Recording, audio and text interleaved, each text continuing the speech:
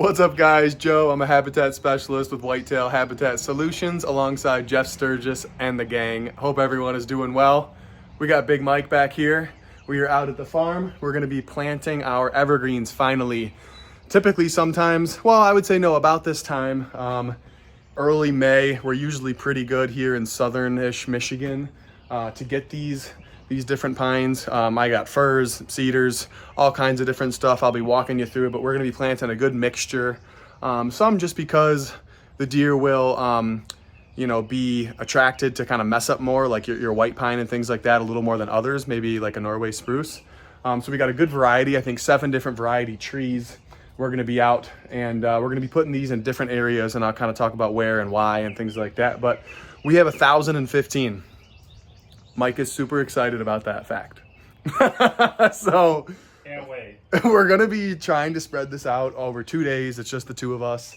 It rained pretty much all morning. We've already lost a few hours, but we're gonna try and just do maybe half or so today, get things situated. You can see we got some planting bags. Mike's got his, we got this one here.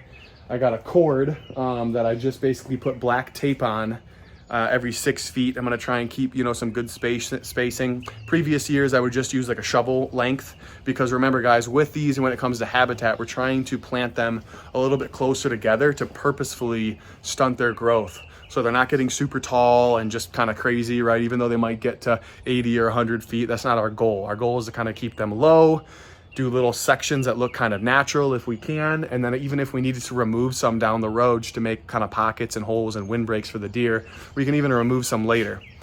For these, we are going more with the spray and pray, put them all out there. The deer will mess some up, I'm sure, but we're putting out quantity of them. We're not gonna be fencing them like our cuttings and such.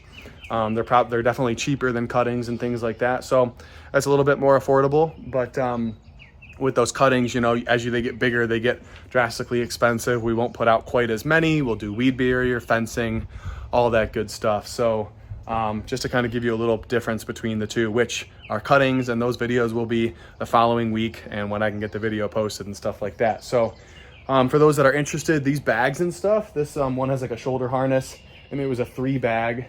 And then they went out of stock, and then we have these 2 bags, and I think they make a 4 bag and stuff like that, but it just seemed like too much. These are 18 inches deep. So the trees that we have, they're plugs. So they're not too crazy big, but there's probably 10 in a pack, and they're kind of skinny, and we'll be using our drill and auger, which I'll show you out there to do that. But anyways, this would allow us both to each have a drill and go that route. We're gonna be just kind of figuring things out as far as efficiency. Maybe we will just have one person drill and one person plant and switch off, whatever works best, but we'll try some different things. The first thing we're gonna do is go out here, and we're gonna be lining up our food plot. So we'll have switchgrass and some trees. I talked to Dylan about that a couple months ago, and we just thought that it looked a lot more natural to kind of have that separation and help things instead of just grasses, especially for a property like mine where we have quite a bit of field. And you guys know I've already planted 14 acres or so, or a little under, in switchgrass. So we got plenty of that. And we'll take a little bit out of this year for corn and such as well.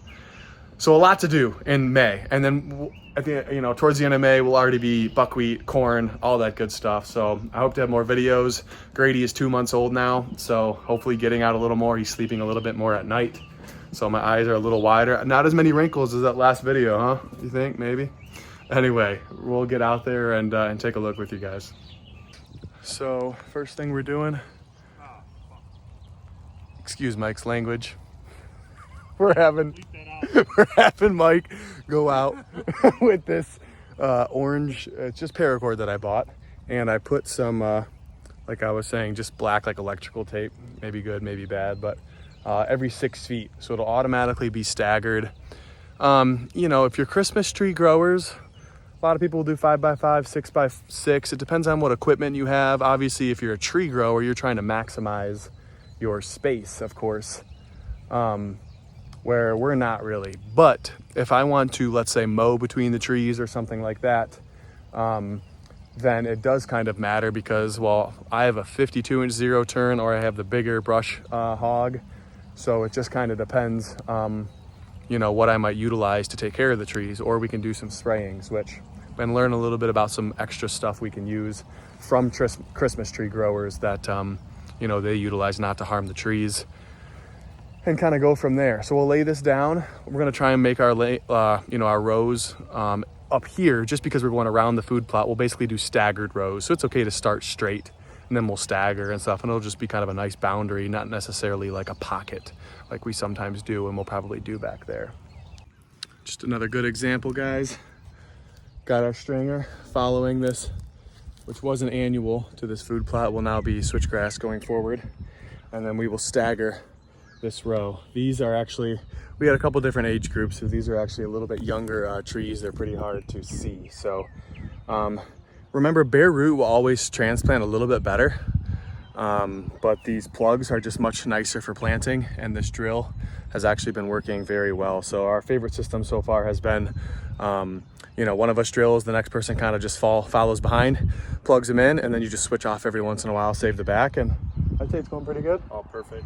That's the way to do it. We think about like, I mean, pretty easily 30 seconds a tree if you wanted to just keep going and knock it out. So if we were here earlier and no rain and we really wanted to do 1,000 trees in one day, I think we could. I think we could. You know, it'd be a good long day. Not been delayed with the rain. But that's okay. We're feeling all right, and this is gonna work good. So this will be our nice border for the plot. And then we'll get to some pockets, if not this video, or maybe just tomorrow. So we'll see. What's up, guys? We are back here on day 2.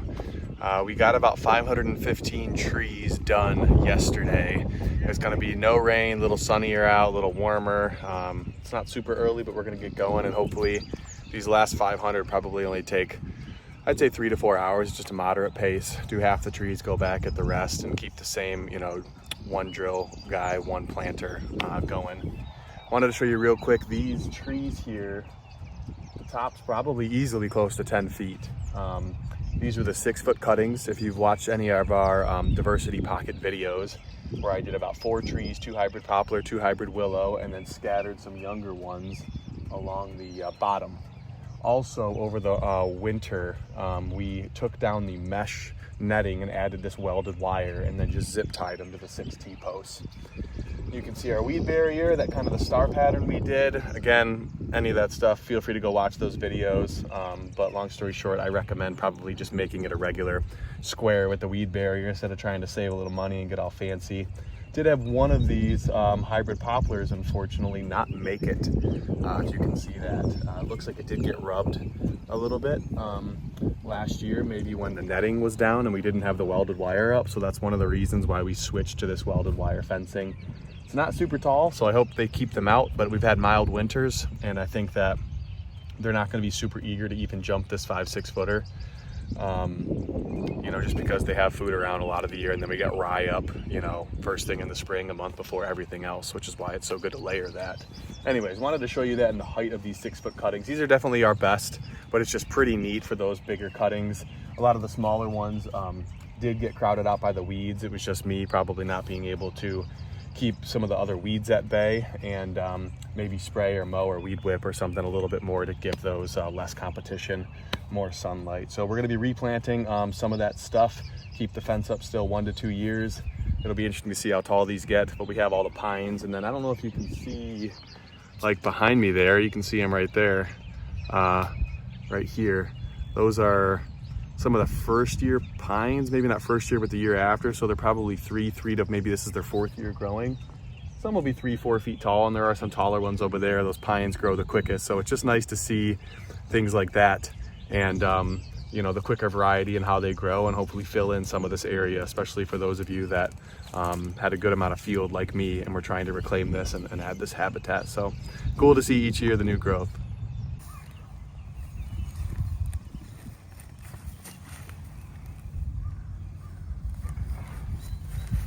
All right, guys, so you can see we're kind of keeping our 6-foot spacing.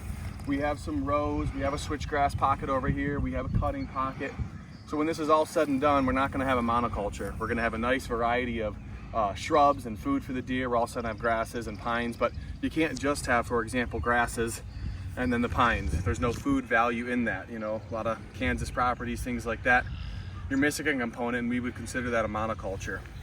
We keep these nice and close. I know they're probably very hard to see. These are only 1-year Douglas firs here, just at one of the varieties that we're doing, nothing particular about the Douglas fir.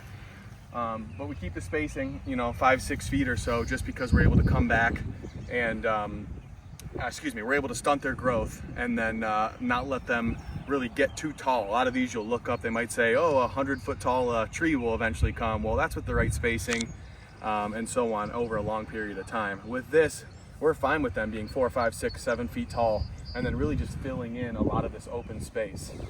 Another thing is I'm staggering these and kind of keeping the rows somewhat regular. We do ultimately want a natural looking pocket. And that's of course just for the deer, and a lot of Jeff's strategies at Whitetail Habitat Solutions is to keep it so that it's as natural to the deer as it can possibly be, just like our mock scrapes, right? And using the vine and not pulling something kind of weird out of the pocket, using a rope, something like that, again, as natural as possible. Well, if we keep this spacing, it allows us to easily come back and either mow or spray and really avoid running over the trees. So it is a little bit regular, but what will happen is a lot of these will either die. The deer will mess them up, and that's going to make it look a little more natural. You can stop it at different points, so it's not just like a perfect box. You could make a diamond if you want. And then as well, I did get a new concoction of herbicides that is meant, I've been on some Christmas tree research and websites and stuff, and I think a lot of that might be helpful for us just to kind of give these pines the best chance. So in the description below, I will put kind of the concoction with Clethodim and maybe one other thing and some surfactant to spray right over these pines and not injure them, which is something that I think we've maybe been missing a little bit as far as work here on the farm, so that'll make things a little easier. Anyway, we're going to keep going with these pockets. We got 2 or 3 more varieties to space these out. You can again see these 2-3-year pines that we have all scattered through here. And then we're going to finish up today by spraying the plots, and I'll bring that to you guys later. But I hope this was helpful. Hope you guys are out there enjoying before the weeds get too high, or at least you guys are able to take care of them. If you get any questions, leave them in the comments below, and we'll see you guys next time.